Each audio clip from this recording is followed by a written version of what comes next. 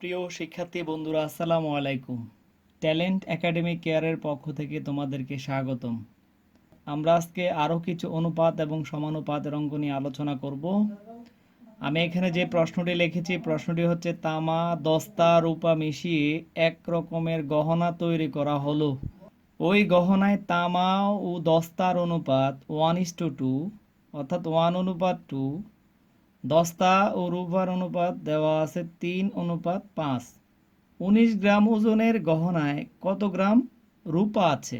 অর্থাৎ আমাদের কাছে চেয়েছে এখানে কত গ্রাম রূপা আছে, রূপা বের করতে হবে। তাহলে এখানে আমাকে যে কাজটি করতে হবে সেটা হচ্ছে আমাকে ধারাবাহিক অনুপাত নির্ণয় করতে হবে। কেননা দেখা যাচ্ছে এখানেও দস্তা আছে, আবার দ্বিতীয় অনুপাতেও দস্তা আছে। তাহলে দুই দস্তাকে আমরা একটা দস্তায় পরিণত করতে হবে। তাহলে চলো সমাধান করা যাক। তাহলে আমরা এখন যেভাবে লিখব তামা অনুপাত দস্তা সমান 1:2। আবার লিখব দস্তা অনুপাত রূপা, দস্তা অনুপাত রূপা 3:5। তাহলে এখানে দস্তাকে একই করার জন্য, অর্থাৎ এখানে যে দস্তার পরিমাণ আছে 2, এই 2 দ্বারা পরের অনুপাতকে গুণ দিতে হবে। আবার এইখানে যে দস্তা আছে এই 3 দ্বারা পূর্বেরটারে গুণ দিতে হবে। তাহলে সমান আমরা পাচ্ছি 3 একে 3, 3 দুগুণে 6, তাহলে 3 দুগুণে 6, 5 দুগুণে 10। তাহলে দেখা যাচ্ছে, দেখো এইখানে যে দস্তা 6, এখানেও দস্তা 6, তাহলে আমরা এই 2 6 থেকে একটা 6 লিখতে পারবো। তাহলে সুতরাং অনুপাতটি দাঁড়ায় তামা অনুপাত দস্তা অনুপাত রূপা সমান, তাহলে তামা ছিল আমাদের 3, দস্তা 2টা থেকে একটা আসবে 6, রূপা 10। এবার লিখব সুতরাং অনুপাতগুলোর যোগফল, অনুপাতগুলোর যোগফল 3 যোগ 6 যোগ 10 সমান 16, 16 আর 3 হচ্ছে 19। তাহলে আমরা লিখব সুতরাং রূপার ওজন, যেহেতু আমাদের কাছে রূপা বের করতে বলছে সুতরাং রূপার ওজন। তাহলে আমাদের কাছে গহনার পরিমাণ ছিল 19 গ্রাম।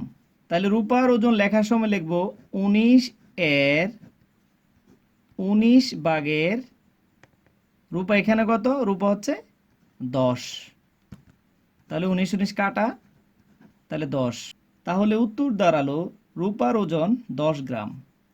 প্রিয় শিক্ষার্থী বন্ধুরা, পরীক্ষার জন্য খুবই গুরুত্বপূর্ণ আমরা আরও একটি প্রশ্ন নিয়ে আলোচনা করব। প্রশ্নটি হচ্ছে দুটি সমান মাপের গ্লাস শরবতে পূর্ণ আছে, অর্থাৎ দোনোটা গ্লাসই সমান, যেটার মধ্যে শরবত পূর্ণ আছে।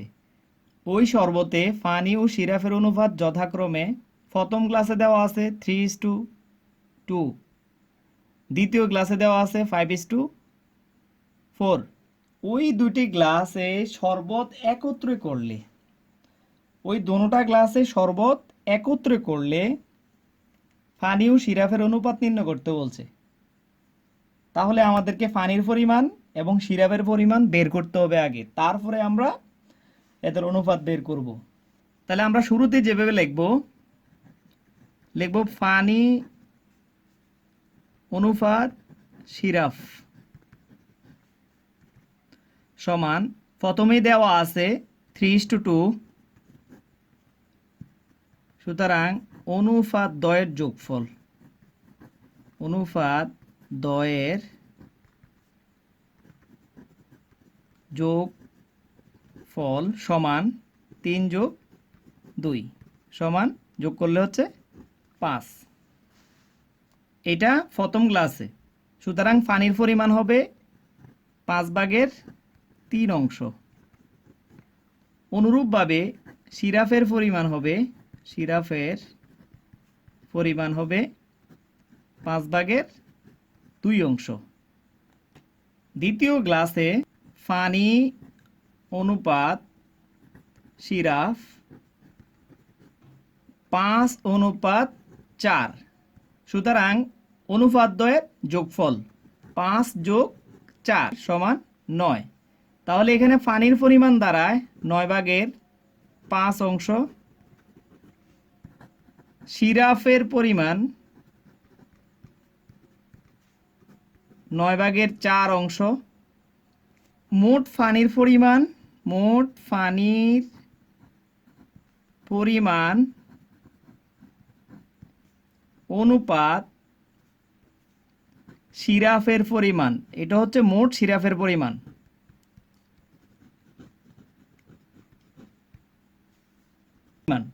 তাহলে প্রথম গ্লাসে পানির পরিমাণ ছিল 5/3, দ্বিতীয় গ্লাসে পানির পরিমাণ ছিল 9/5। ব্র্যাকেট দিয়ে অনুপাত প্রথম গ্লাসে সিরাপের পরিমাণ ছিল 5/2 যোগ 9/4 সমান, এখানে লসাগু যায় 5 নং 45। তাহলে 5 নং 45, 3 নং 27, 5 নং 45, 5×5 = 25।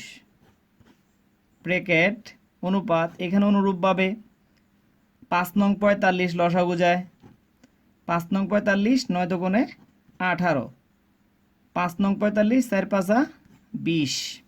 27 আর 25 যোগ করলে 52, 45/52 অনুপাত এখানে 18 আর 20 যোগ করলে হচ্ছে 38, অর্থাৎ 45/38। উভয় পক্ষে আমরা 45 দ্বারা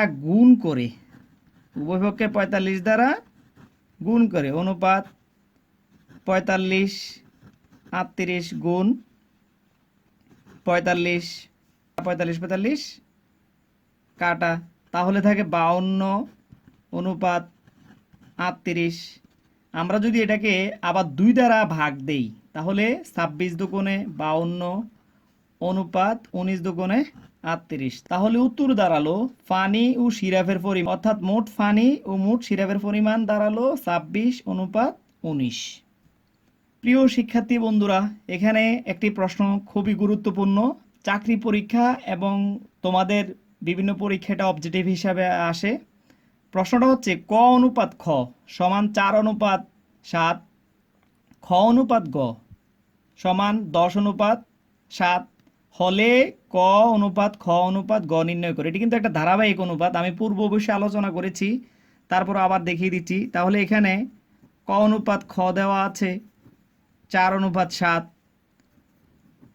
খ অনুপাত গ দেওয়া আছে 10:7। তাহলে আমরা এখন যেই কাজটা করব, আমি বলেছিলাম এখানে দুইটার মাঝে কমন আছে খ, অর্থাৎ এইটার খ এর মান দ্বারা, অর্থাৎ 7 দ্বারা গুণ দিতে হবে এটাকে, এইটার খ এর মান দ্বারা, অর্থাৎ এটার খ আছে এখানে কত 10, এই 10 দ্বারা গুণ দিতে হবে উপরেরটাকে।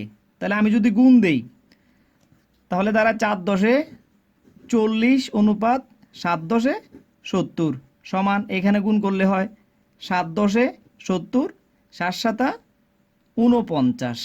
তাহলে এখানে দাঁড়ালো কি খ 70, এখানেও খ দাঁড়ালো 70। তাহলে সুতরাং ক অনুপাত খ অনুপাত গ সমান 40:70:49। তাহলে এখানে উত্তর দাঁড়ালো 40:70:49। প্রিয় শিক্ষার্থী বন্ধুরা, আমরা আরও একটি গুরুত্বপূর্ণ প্রশ্ন নিয়ে আলোচনা করব। প্রশ্নটি হলো সুলাইমান ও সালমানের আয়ের অনুপাত দেওয়া আছে 5:7, সালমান ও ইউসুফের আয়ের অনুপাত দেওয়া আছে আবার 4:5। তাহলে প্রশ্নটা আমরা আরেকটু বুঝে নেই। এখানে বলা আছে সুলাইমান ও সালমানের অনুপাত দেওয়া আছে 5:7, সালমান ও ইউসুফের আয়ের অনুপাত দেওয়া আছে 4:5। তাহলে আমরা এখানে যে দুইটা জিনিস কমন দেখতে পেলাম সেটা হচ্ছে সালমান সালমান, অর্থাৎ তাহলে বোঝা যাচ্ছে আমাদেরকে এটা ধারাবাহিক অনুপাতে নিতে হবে। তাহলে আমরা লিখব সুলাইমান অনুপাত সালমান সমান দেওয়া আছে 5:7। পরে দেওয়া আছে সালমান অনুপাত ইউসুফ সমান 4:5। তাহলে কথা ছিল এইখানে যেটা কমন আছে, অর্থাৎ এখানে সালমান কমন, তাহলে সালমান এখানে কত 7, তাহলে পরেরটারে গুণ হবে 7 দ্বারা। তাহলে এখানে সালমান কত, এখানে সালমান হচ্ছে 4, তাহলে পূর্বেরটারে 4 দ্বারা গুণ হবে।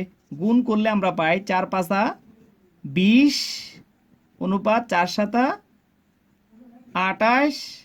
এখানে গুণ করলে 4×7 = 28 অনুপাত 5×7 = 35। তাহলে দেখা যাচ্ছে এখানে সালমান 28, এখানেও সালমান 28। তাহলে সুতরাং আমরা লিখতে পারি সুলাইমান অনুপাত সালমান অনুপাত ইউসুফ সমান 20:28:35। তাহলে আমাদের কাছে বলা ছিল সুলাইমানের আয় 120 টাকা হলে ইউসুফের আয় কত। তাহলে আমরা মনে করি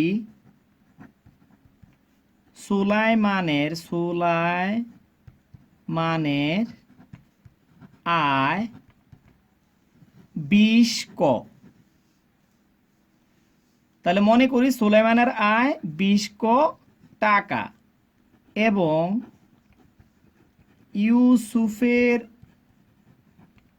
আয় সমান 35 ক। তাহলে আমাদের কাছে প্রশ্ন মতে দেওয়া আছে, অর্থাৎ সুলাইমানের আয়টা আমাদের কাছে দেওয়া আছে 120। তাহলে আমরা লিখতে পারি প্রশ্ন মতে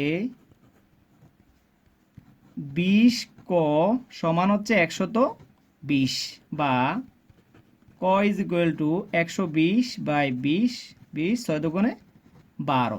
সুতরাং আমরা ক এর মান পেলাম 6। সুতরাং ইউসুফের আয়